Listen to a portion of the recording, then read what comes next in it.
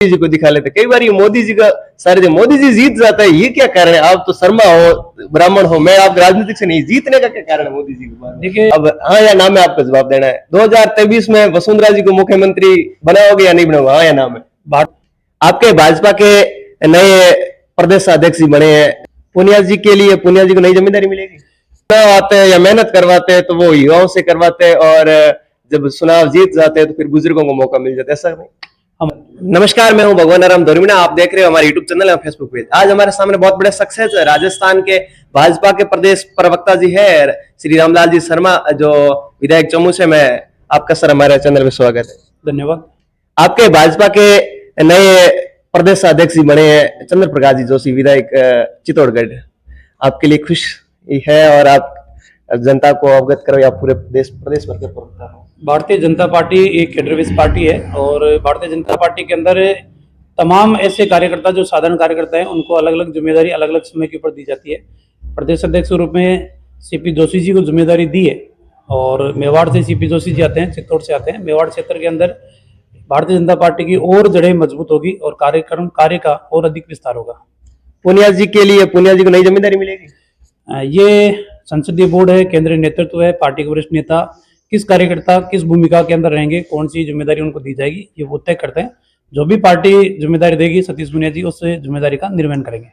कई बार कांग्रेस के अध्यक्ष राष्ट्रीय अध्यक्ष मल्लिकार्जुन खड़गे जी वो कहते हैं कि जहां भी सुना वो मोदी जी को दिखा लेते। कई बार ये मोदी जी का सारे जो मोदी जी जीत जाता है, ये क्या कारण है? आप तो शर्मा हो, ब्राह्मण हो, मैं आप राजनीतिक से नहीं, जीतने का क्या कारण है मोदी जी के बाद? देखिए, मोदी जी की नीतियां, मोदी जी के कार्यक्रम, मोदी जी की स्पष्टवादिता, मोदी जी इस देश को पूरी दुनिया के अंदर नंबर 1 के ऊपर ले जाने का जो प्रयास कर रहे हैं, तो उसके ऊपर जनता विश्वास करती है और उस विश्वास के आधार के ऊपर वोट डालती है। तो ये तो अच्छी बात है कि कम से कम हिंदुस्तान की जनता एक ऐसी शख्सियत के ऊपर विश्वास कर रही है जिन्होंने उत्तरोत्तर इस देश को प्रगति के पथ के ऊपर लेके गए।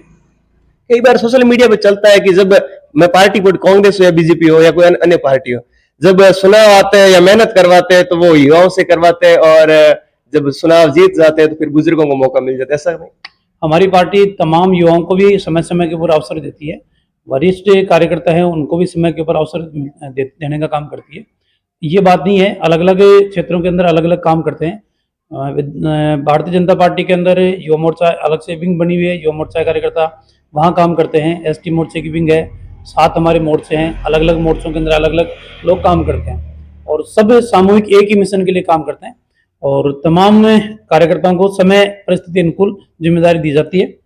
और आने वाले समय के अंदर 2023 का चुनाव है, भारतीय जनता पार्टी प्रचंड बहुमत के साथ सरकार बनाएगी और कांग्रेस की गलत नीतियों की वजह से उनको सरकार से जाना पड़ेगा। एक बात ये है कि कई बार सोशल मीडिया पे चलता है कि जाटों को जब चुनाव नहीं जीते होते हैं तो फिर भले कांग्रेस में जैसे रामेश्वर जी डूडी हो या फिर सतीश जी पूनिया हो, इनका जब मौका फायदा उठाते हैं और फिर चुनाव जीतने के बाद फिर इनको मौका नहीं मिलता है। सत्य जाटों का भारतीय जनता पार्टी जातिवाद की बात नहीं करती है, भारतीय जनता पार्टी कार्यकर्ता की बात करती है। कार्यकर्ता किसी न किसी जाति से जुड़ा हुआ रहता है और हमेशा साधारण कार्यकर्ताओं को ही अवसर मिलता है इस पार्टी के अंदर।